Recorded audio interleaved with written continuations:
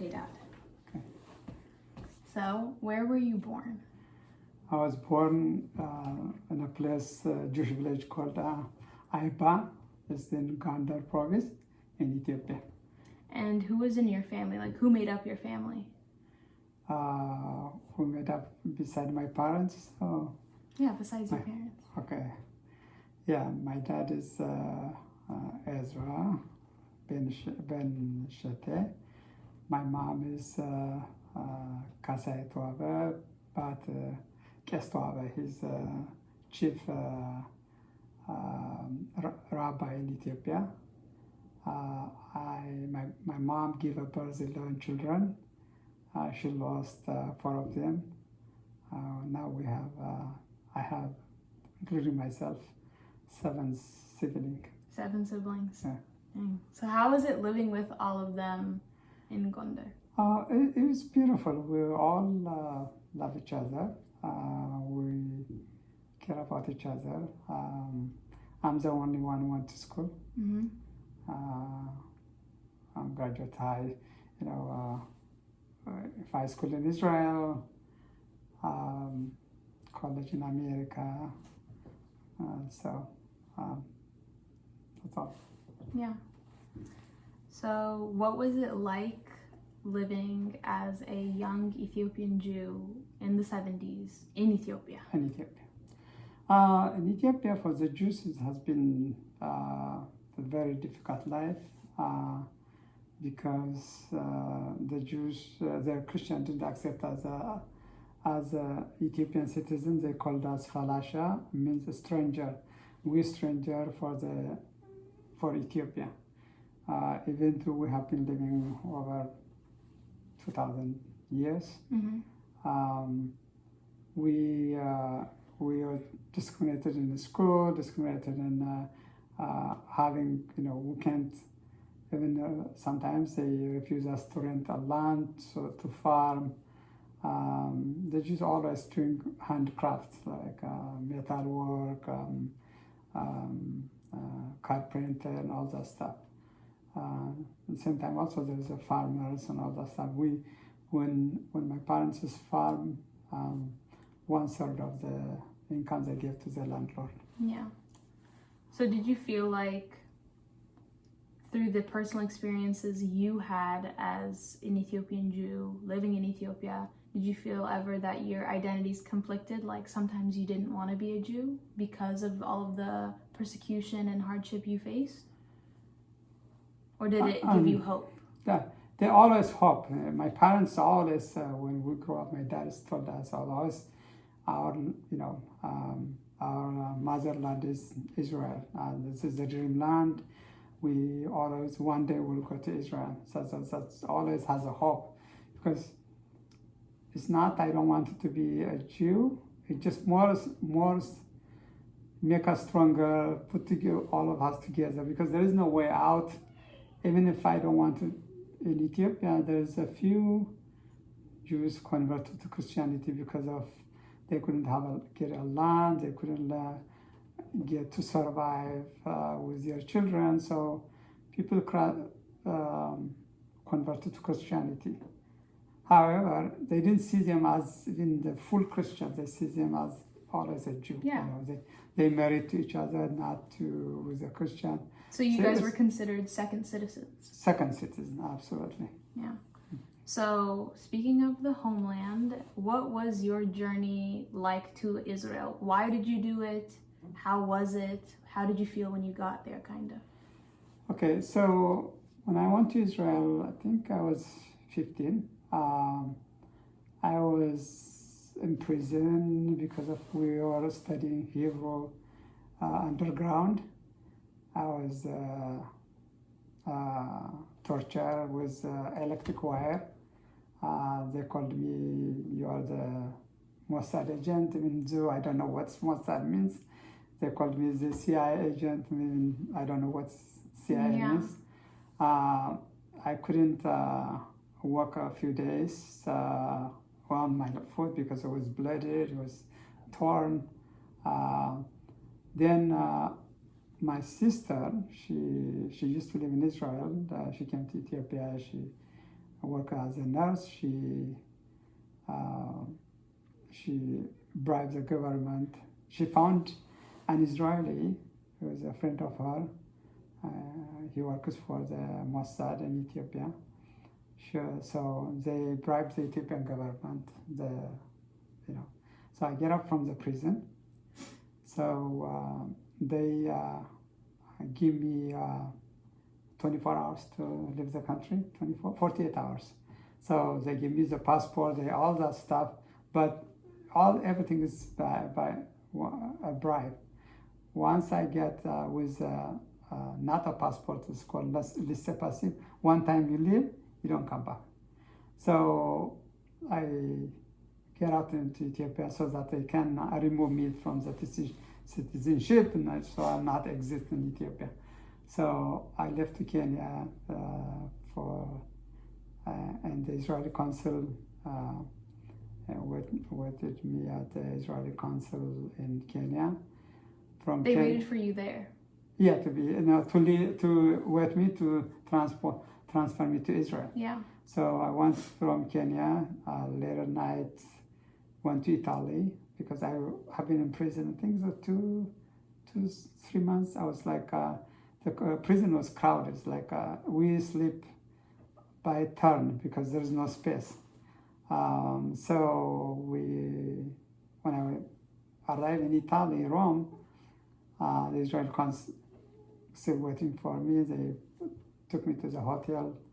It was a beautiful hotel. I didn't know where to sleep. Was the bed or the couch? Because it was beautiful. It was new to you. It new to me because I came out. So I stayed in Italy at night. I didn't eat food. Even though he ordered me food, I didn't eat food because he didn't know that also I'm kosher. I just such an eat. I was just, So I stayed. I didn't eat. So the next day he came and said, "Why you didn't eat?" I said, "Oh, I don't know what kind of food is that because I'm eat kosher." He said he's sorry and took me to the airport.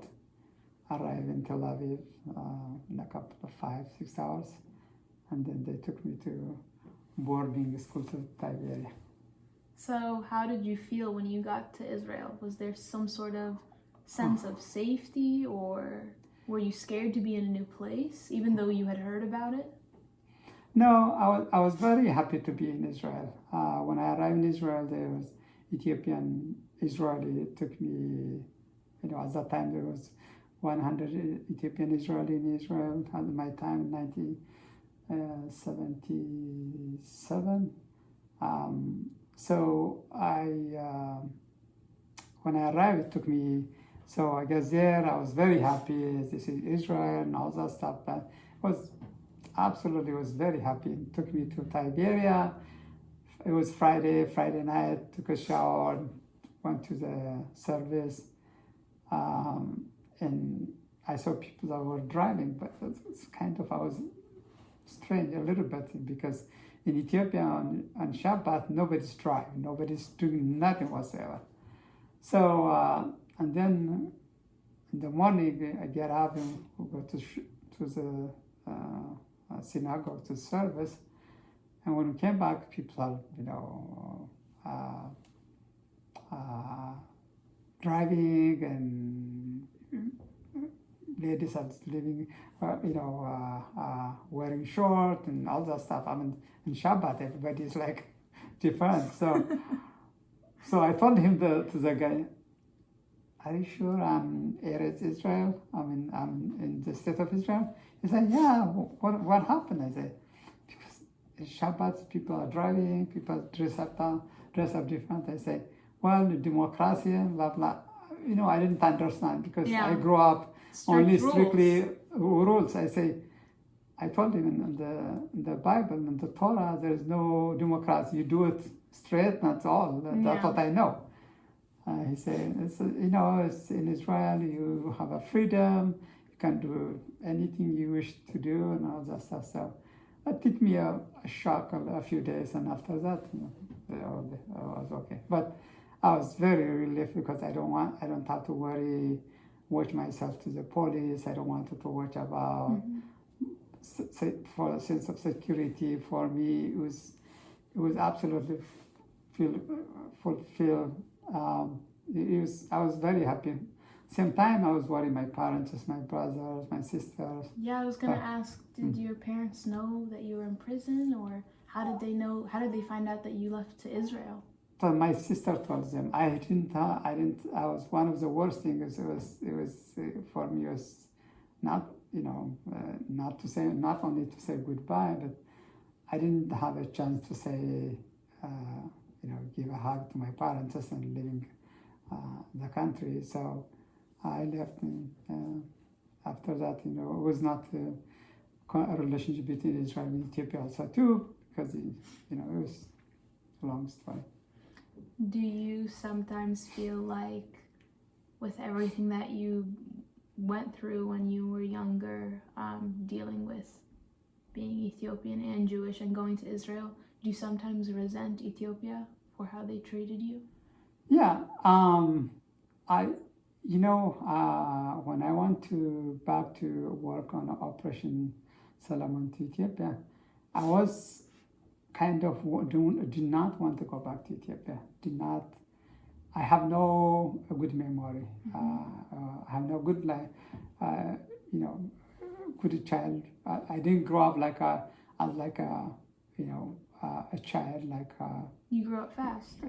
Grow up fast. You grow up discriminated. Grow up mentally tortured by others. Even though my parents are lovely, wonderful. The community was very strong also together. So I did not like always go to Ethiopia. I just went back to save life, and I had a hard time to go back to see my school and my village. So when you got to Israel, you settled in obviously in boarding school and everything. Why did you choose to go into the Israeli Air Force specifically? Okay, so when I arrived, I went to school, kibbutz, to learn Hebrew, and then went to high school, boarding school. When I graduated boarding, like any Israeli citizens, when you're 18, graduate high school, you have to go to the Israeli Defense Force. So I was not really looking forward to go to Air Force. I was looking forward to go to Navy. Really? Why? Yeah. I don't know, be underwater and all that stuff. I was like a child, it's fun. Yeah. But then you have a test. Where will be your IQ matched to the Department? division? Yeah, there's like Air Force, Navy, Airborne, Golani, Special Commando, and all that stuff. So they found that I should go to the Air Force. And then before that, I went to college. I was accepted to engineering to Tel Aviv University. So I started to school, but my summertime I have to go to the army. And all 4 years, and then I have to sign for 8 years to serve. And every 1 year, I serve 2. Every 1 year I go to school, I serve 2 years. Yeah. So supposed to serve 6 years, for 3 years my regular service, and another 6 years, I think, 6 years in 9 years. So about 9 years I have to serve. About 8 years, I guess, I have to serve the Israeli. So I say I agree with that, and I'll be officer and all that stuff. But in 1984, there was a war between Israel, the Lebanon, the Palestinians in Lebanon. So I was drafted. So first when I drafted, I joined the special forces called Golani. So I fought in the war. I was in Lebanon 6 months, and Sidon is called Sidon. I got injured. in my foot, and then I survived. And then when the war ends, they say, okay, you need to go to Air Force. I remember when I was younger, I used to always notice the scar on your foot. Yeah. And you never explained it to me fully. You just said, oh, so, something happened in the army or the Air Force or whatever. And then as I grew older, you were like, okay, I'll finally tell you. But you didn't tell me for a really long time. Yeah. I was very confused. Yeah. So how did being in the Israeli Air Force lead to Operation Solomon, and what part did you take in that? So I went to Air Force. I went to pilot school. At the beginning, we were like 750, and then cut it down to finally when graduated, it was 20 people graduated. And I stayed in Israel Air Force about 7 years. And then I decided to go to school. I want to. I have nothing to challenge myself, and I really want to get my degree. So then I came to Boston, get married. You'll go back and I'll tell you why. Went to Boston. I joined Boston University when I was in my third years, I believe. Mm-hmm. They asked me North American Conference on Ethiopian-Israeli, asking me to go to Ethiopia if I can work to bring it to Ethiopian Jews to Israel, because Israel had a relationship already with Ethiopia, the exchange ambassadors. So I said, okay, I withdraw a year, went back to Ethiopia. So then during my school year in Boston, also I still working to bring Ethiopian Jews, go to, sometimes in summertime, you go to Kenya, go to Moyale to smuggle Jewish children. Parents left them to Sudan. They didn't survive, and the children survived. They came back to Ethiopia, and I brought them to through Moyale, Kenya. So I used to do summertime. It was a lot of difficult mission I did every summer. Then when it came to opportunity to help them, and then I say North American Conference in Ethiopian Jury, and which I belonged to as a board of directors. And I went to Ethiopia for a year until Operation Solomon, until the last plane came to Israel. How does it feel to have helped so many Ethiopian Jews, so many children, so many families come to a place where they felt the same freedom you did when you came to Israel? The feeling with them is mutual. I do understand what they want to throw to in Ethiopia as a child, and even probably I'm sure that as an adult, seeing my brothers, my sisters who went through. For me, it was a huge opportunity. I didn't say even, my school, this one, I didn't even say that. And I want to bring them, save them their life. It was probably one of the best thing happened to me. I couldn't say the best thing happened to me is my children. The second best thing is happened to me is helping the Jews. I went through a lot of things. I know any great except happiness. You're a hero, Dad. You know that? So, with all the connection that you have to Ethiopia and to Israel, what is your connection to Sigd? Okay, Sigd is we grew up in Ethiopia. That's how once a year we go to, it's called Ambober, the Jewish village. What's it called? Ambober. Ambober. Yeah. So we, once a year, all the Jews, all over the village, at my time was like about 28,000 Jews at that time, because a lot of them they forced to convert to Christianity. So so many things happened. Would those Jews who converted to Christianity still attend SIGD with you guys? Some of them they come. Some of them the Jews also they angry at them. So why they sold their soul for the government?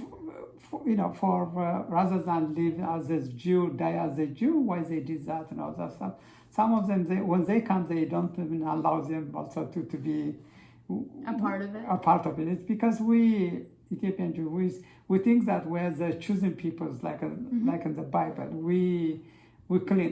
My grandmother, she never ever touched any Christian about her hand. Really? Never. Even when I was in the school. Public school went at the beginning it was a Jewish school, then I went to public school.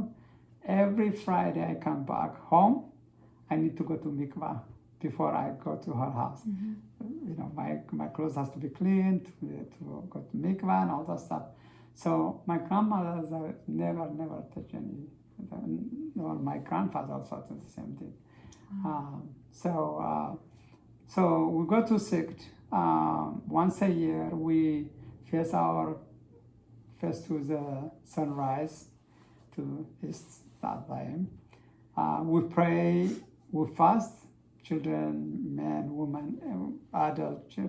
We fast, we pray all day, and we pray for Jerusalem. To, hopefully to one day we'll go to Jerusalem. We'll go to Israel. So SIGD is very important for our life. And I'm sure their prayers, their ambitions brought us. I know my parents had a chance to live in Israel and die, but my great-grandparents, their prayer, we brought us to Israel. So with all the connection you have with your family, how do you feel connected to SIGD, and how do you feel like your family is connected to SIGD? We always have been connected. Even in Israel now, they do SIGD in Ethiopia, in Yerushalayim, in Jerusalem. Israel is recognized their holiday as a national holiday now. So the prime minister, the government official, they always attend the SIGD prayer in November, I think so, November 11, 12, I believe, something like that. So it was, always connected. It was that's what we grew up. This is one of the holiday we grew up in Israel. Everybody goes there. Thousands of people they participate. So SIGD is one of the most important holiday in Ethiopia because we believe our prayer is heard in. You will be returned to Jerusalem. We'll return to Jerusalem. Well,